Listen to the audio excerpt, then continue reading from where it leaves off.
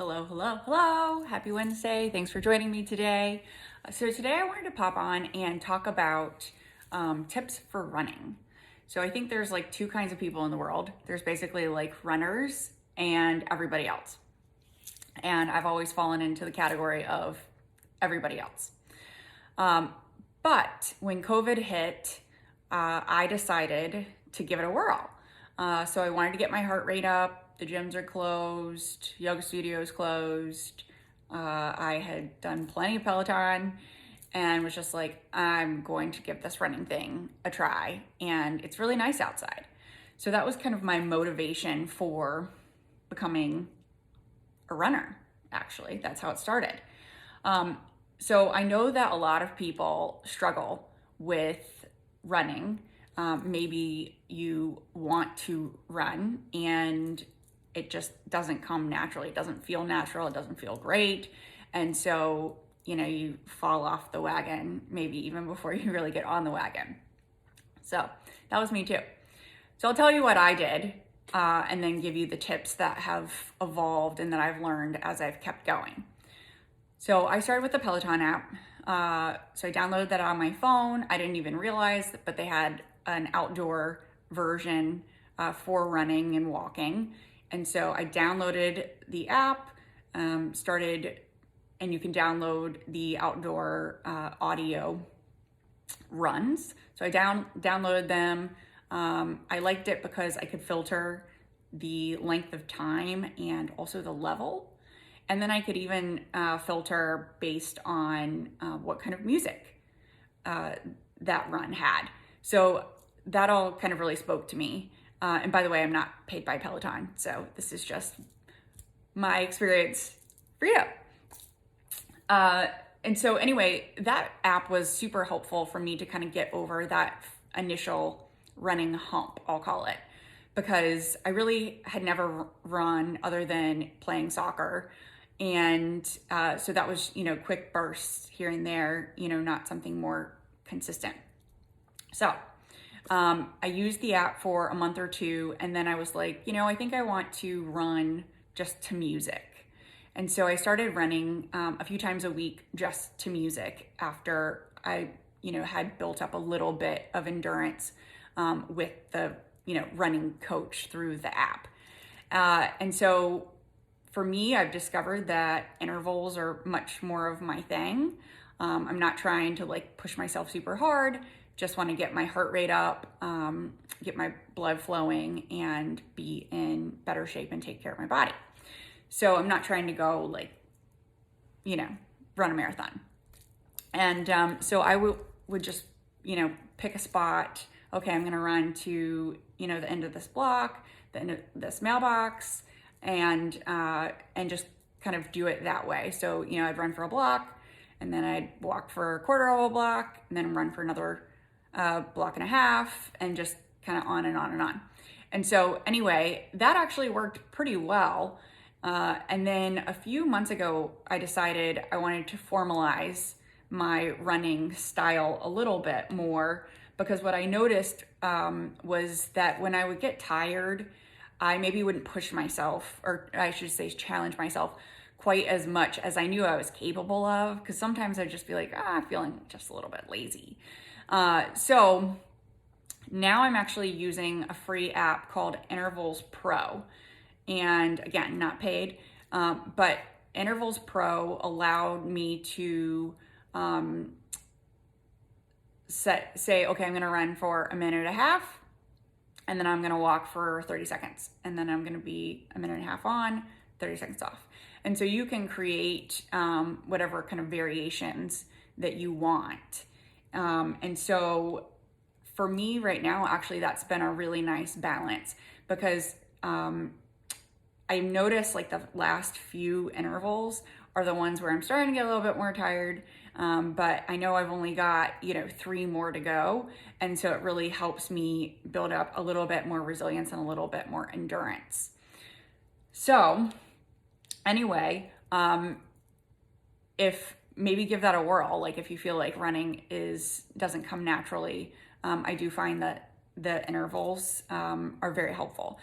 So if you are really, really starting out, like maybe you run for like 45 seconds or a minute, and then maybe you walk for an equal amount of time. So whatever you think you want to try, like just give it a whirl and start there. So let's get into the tips. So tip number one, and I have two kinds of tips actually. I have like behavioral tips, and then I have mind tips because both are really important. So behavioral, like physical tips. The first one is going to be to find an app or run with a coach or find a friend. So you need to find a way, if you're just beginning to be a runner, to get over like that initial hump.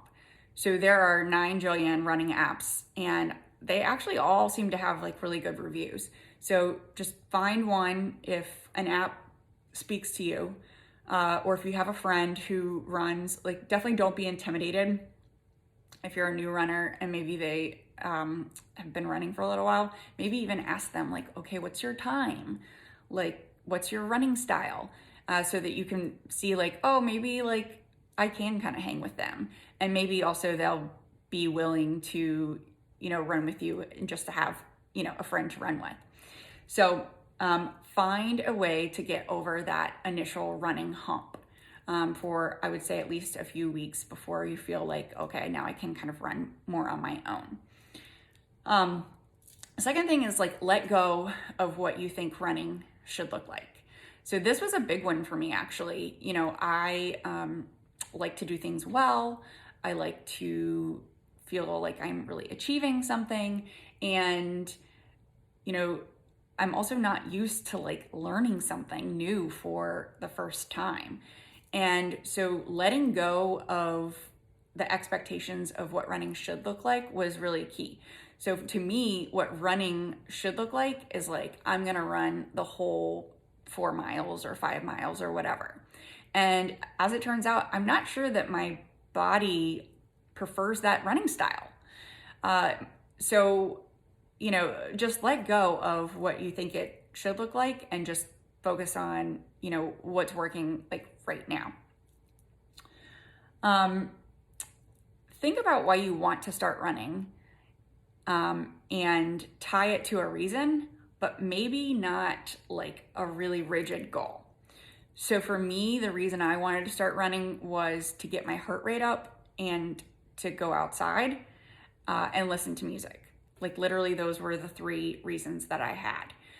I think if I had tried to tie running to a specific goal, like a measurable goal, it wouldn't have worked for me because then if it would have been too rigid. And so if there was a day that I didn't hit my goal or I didn't hit my speed or something like that, it would have demotivated me.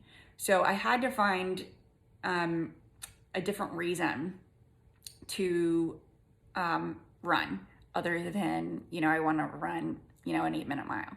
That just wouldn't have worked for me.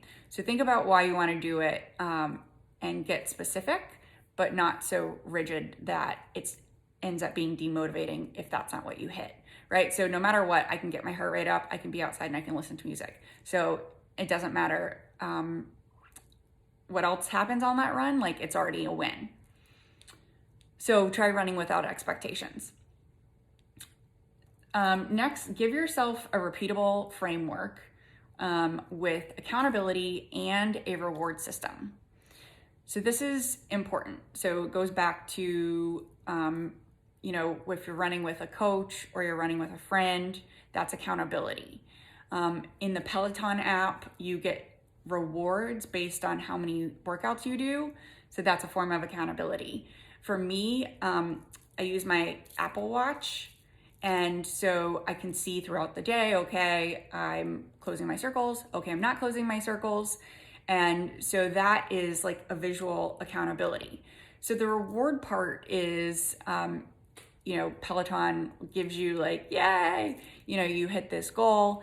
And then my watch is going to be like, hey, you did like X number of workouts this week, or you did this number of miles, you hit this milestone. And so these are little rewards that we are giving ourselves for doing something that is, helpful, when we're actually just taking care of ourselves, right? So it's positive reinforcement neurologically.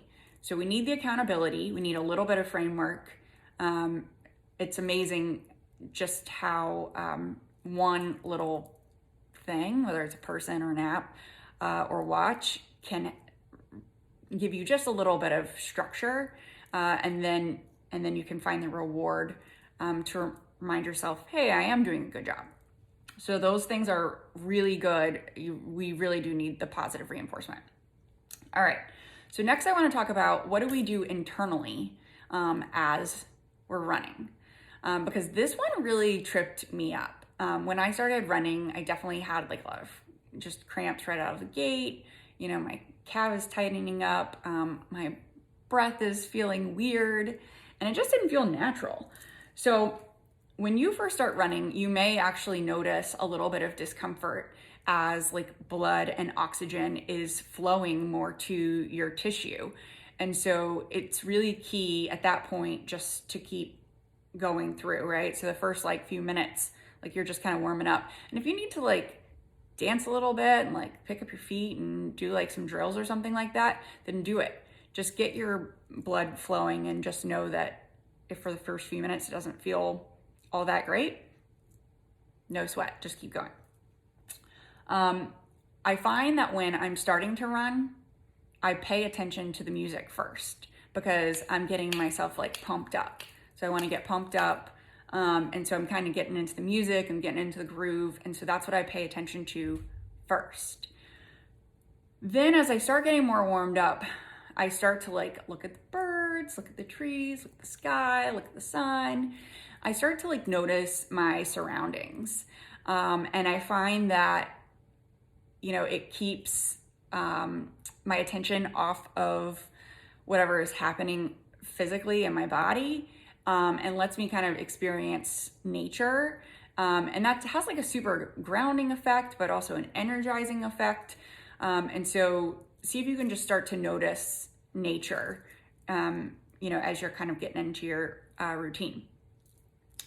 So then I really start to say things like, isn't this nice? Doesn't this feel good?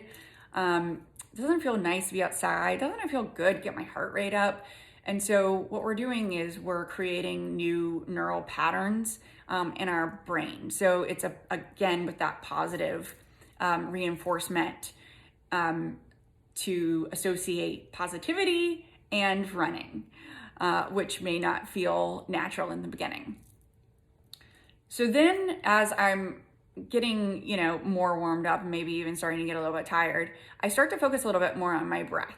So what I do is I will inhale through the nose, and then I'll exhale through the mouth. And what that's doing is it's helping to slow down our heart rate, and also helping us to get some of that hot air out of us so that we can cool down a little bit.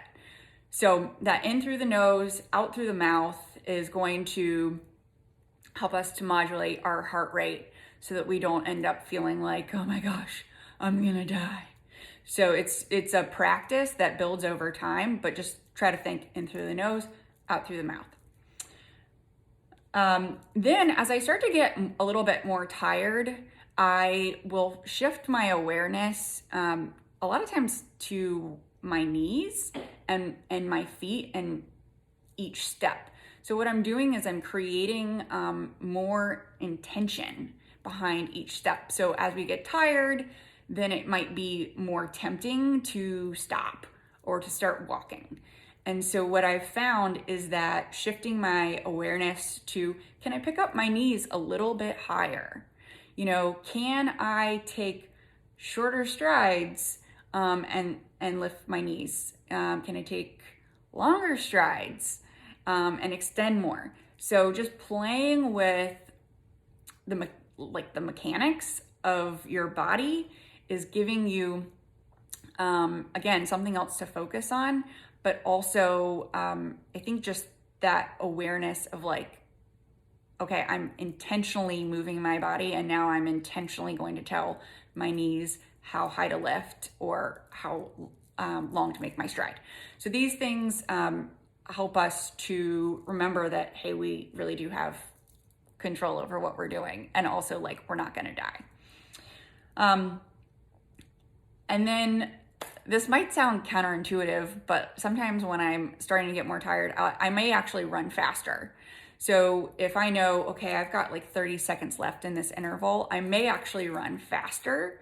And the reason I might do that is to keep myself from stopping. And so you can think about that, like even at work too. So sometimes if you're feeling a little bit fatigued, just be like, boom, I got this, and just like go for it, and get it done and reach your goal. Conversely, I may also try running slower. So if I'm super tired, I might run a little bit slower, but I want to keep running, right? So it's like whatever I've got to do to keep running through that interval is what I'm going to do. And so sometimes that means, okay, I'm running pretty slow here, but you know what? I'm still running. And lastly, I make sure to tell myself good job and to celebrate the wins. I think that that is so important. I think, and I really think that that's why running has stuck, is because I never had like some hardcore, goal where it was like, okay, I'm going to run, 8-minute mile, and I'm going to do it 4 times a week, and I'm going to be this runner. I didn't have that. And so there was no really ability to fail. The only way to fail would have been to not do it at all. And so creating that positive reinforcement is just so important, whether we're working out or anything that we're doing at work. I just think it's all about positive reinforcement instead of, the negative. So make sure to celebrate the little wins, progress over perfection. Always progress over perfection.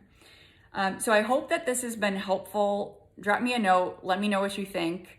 And also, like, for any of you out there who might already be a runner, drop your own tips in the comments below. I would love to learn from you and continue to get better in my own running habits. So thank you for joining me. Tomorrow, I'm going to talk about what I do for meditation and how to get started. So for me, running and meditation were the things I wanted to do, and also the things that I really struggled to do. So I'm sharing my tips on both of those because I think it's a pretty common challenge for people. So come back tomorrow. Thanks for watching. Have a good day.